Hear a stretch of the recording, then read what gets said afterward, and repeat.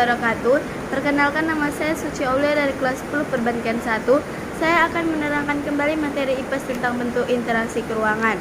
Merupakan keruangan yang melibatkan pergerakan manusia, barang, serta gagasan atau ide antara lain sebagai berikut. Yang pertama, perpindahan penduduk atau migrasi.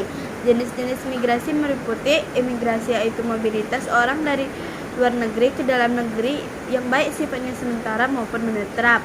Emigrasi, yaitu mobilitas orang dari dalam negeri ke luar negeri.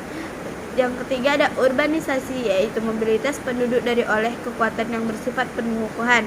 Yang empat, normalisasi, yaitu mobilitas penduduk dan rotan. Yang kelima ada transmigrasi, yaitu mobilitas penduduk antar pulau dalam suatu negara yang sifatnya menetap. Yang keenam ada rutitasi, yaitu mobilitas penduduk karena adanya bencana alam atau masalah keamanan lainnya.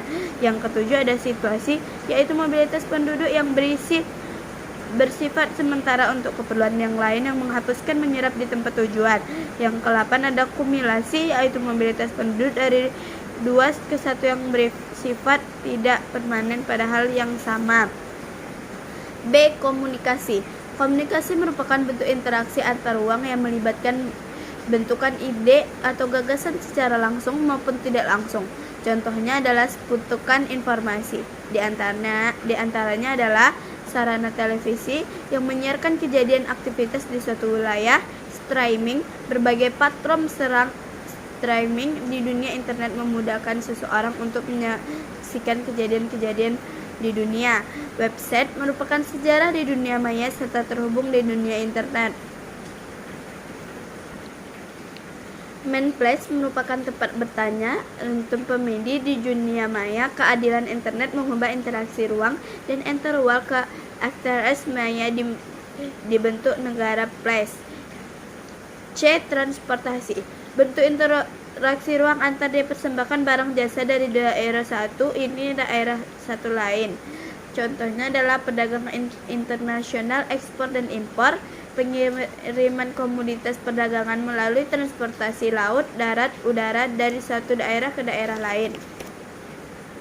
Saya juga akan menerangkan materi tentang kerjasama antar negara.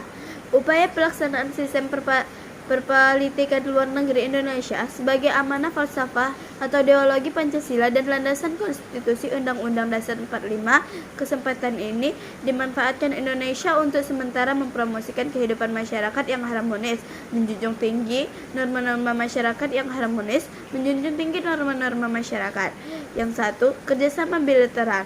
Kerjasama bilateral merupakan kerjasama yang dilakukan antar dua negara yang terdapat aktivitas yang berbalik kedua belah pihak negara tersebut.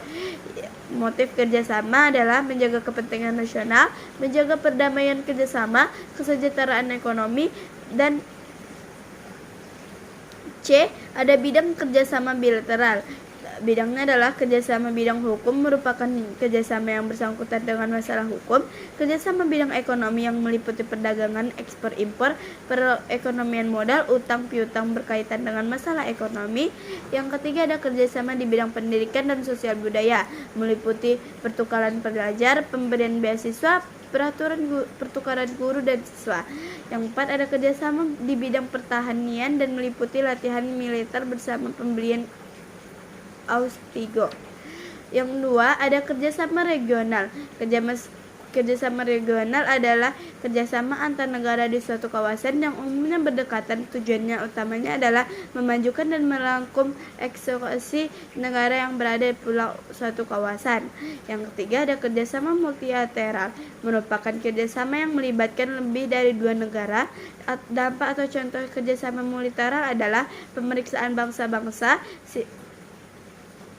Yang pertama ada struktur organisasi PBB, Majelis Umum atau General Assembly, Dewan Keamanan atau Security Social, Dewan Ekonomi Sosial atau Economic Social, Dewan Persetujuan atau Friendship Council, Mahkamah Internasional atau International Court of Justice. Dan 2. PBB juga memiliki lembaga khusus yang meringani berbagai masalah. Di antaranya adalah World Trade Center Organization atau WTO, International Monetary Fund atau IMF, dan Organization of Islamic Cooperation atau OIC.